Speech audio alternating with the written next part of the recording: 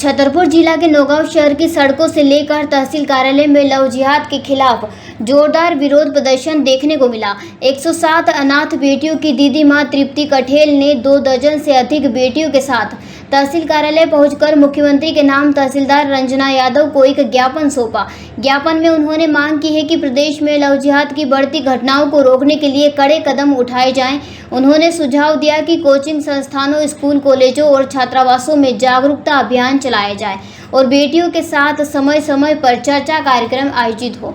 दीदी माँ का कहना है कि वे खुद 107 बेटियों की माँ हैं और उन्हें हमेशा यह भय बना रहता है कि कहीं उनकी कोई बेटी या नगर की अन्य बेटियां लव जिहाद का शिकार न बन जाएं। आज लव जिहाद जो भोपाल में हमारे प्रदेश में घटना घटित हुई है, उसमें मुस्लिम लड़कियों ने हिंदू बहनों को शिकार बनाकर अपने भाइयों और अपने दोस्तों से उनको दोस्ती कराकर उनकी ज़िंदगियां जो बर्बाद की हैं, ऐसी ही घटना विगत समय में हमारे यहाँ दमोह में हुई है और विगत दिनों में हमारे यहाँ छतरपुर में और नौगांव जैसी जगहों में भी ऐसी घटनाएँ हो रही हैं। इसके लिए कड़े से कड़े कानून बनाने के लिए हमने आज प्रशासन से, हमारी बहनों ने आज ज्ञापन दिया है। कहाँ आई हैं आप? आज हम नौगांव तहसील में आए हैं। माननीय मुख्यमंत्री जी के लिए हम लोगों ने आज ज्ञापन दिया है। उनका जो आज कुछ बच्चियां 107 बेटियों की जो दीदी माँ कहलाती हैं, तृप्ति कठेल जी, उनका ऐसा कहना है कि मेरे पास में 107 बच्चियां हैं और मुझे उनकी सुरक्षा को लेकर चिंता है। न केवल उनकी अपनी बल्कि नौगांव नगर की, ज़िले की और समस्त देश की ऐसी बेटियां जो लव जिहाद के झांसे में आ जाती हैं और जो कि एक प्री प्लान्ड तरीके से लड़कियों को कन्विंस करके और उनको इस तरह के रिश्ते में डाल दिया जाता है। बाद में उनको ये पता चलता है कि हम व्यक्ति की जो पहचान है उनको बाद में हो पाती है और वो कई बार बड़ी विभत्स घटना का कारण बनता है।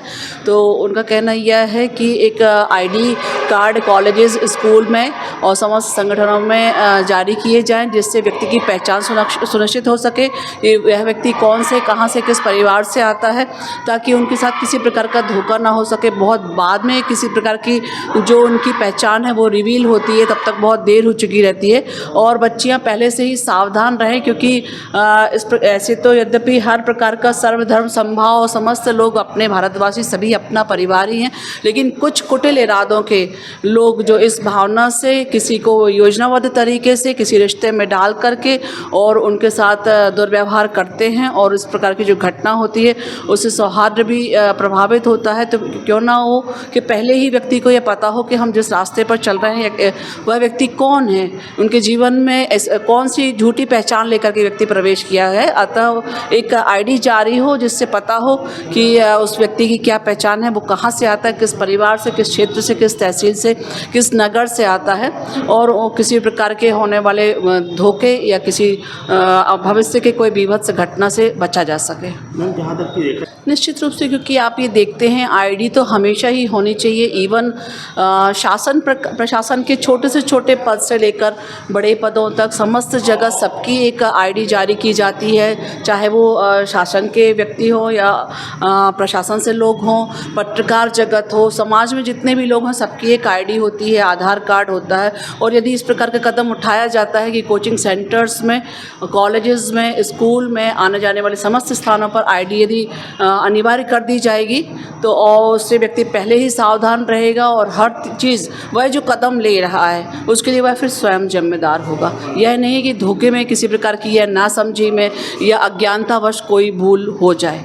तो ये बहुत आवश्यक है। बाकी सब हमारे तरफ से भी और हम प्रशासन से भी इस प्रकार के कदम उठाने का प्रयास करा जाएगा जिसमें सौहार्द बना रहे और भविष्य में कोई ऐसी दुर्घटना नहीं घटने पाए। बच्चों की सुरक्षा को लेके और कड़े इंतजामात, इस तरह की सेशन भी रखने का प्रयास रहेगा आने वाले दिनों में कि किसी के साथ भी, चाहे वो किसी भी धर्म संप्रदाय का व्यक्ति हो, चाहे वो एक ही संप्रदाय के ही 2 बच्चे बच्चियाँ हों या विभिन्न संप्रदायों के हों, लेकिन सभी को समझाइश दी जाएगी। क्योंकि कोई भी बुरा व्यक्ति किसी एक विशेष धर्म जाति संप्रदाय से नहीं होता, वो समस्त किसी भी धर्म जाति संप्रदाय में समस्त प्रकार की भावनाओं के, ये तो बात यहाँ संप्रदाय से, धर्म से जुड़ी हुई नहीं है। एक्चुअली में ये व्यक्ति के व्यक्तित्व में किसी भी व्यक्ति के अंदर, घर, कुल, आसपास के क्षेत्रों में, अपने ही समाज में भी ऐसी दुर्घटनाएं घट जाती हैं। तो अपने को ये देखना होगा कि ऐसी कोई चीज़ किसी झांसे में व्यक्ति ना आ जाए।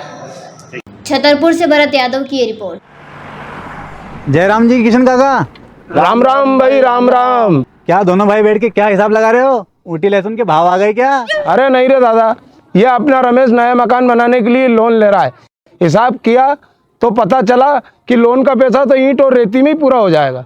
और अभी तो सीमेंट लानी है, सलिया लाना है, और तो और ठेकेदार को भी पैसे देने हैं। मेरे तो कुछ समझ में ही नहीं आ रहा कि कैसे बनेगा मेरा नया मकान। अरे किशन काका, कहाँ इन रेत सीमेंट और लाल ईंटों के चक्कर में पड़ रहे हो?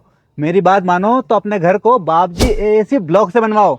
इसमें ना सीमेंट और रेत की जरूरत होती है, ना ही तराई करने की झंझट। और लाल ईंटों के मुकाबले आपका मकान काफी तेजी से बनकर तैयार हो जाएगा। इससे आपके पैसे तो बचेंगे ही, साथ ही मजबूती ऐसी कि सालों साल देखने की जरूरत नहीं। और इससे आप अपना मकान ही नहीं, कुएं और खेत की बाउंड्री वॉल भी बनवा सकते हो, जिससे रोजड़ों की समस्या भी खत्म हो जाएगी। वाह भाई, ये तो कमाल की चीज है। फिर तो मैं अपना घर बाबजी ब्लॉक से ही बनवाऊंगा। और मैं अपने खेत की बाउंड्री वाल। ज्यादा जानकारी के लिए स्क्रीन पर दिए गए नंबर पर अभी कॉल करें। बाबजी एएसी ब्लॉक्स, स्टील से मजबूती।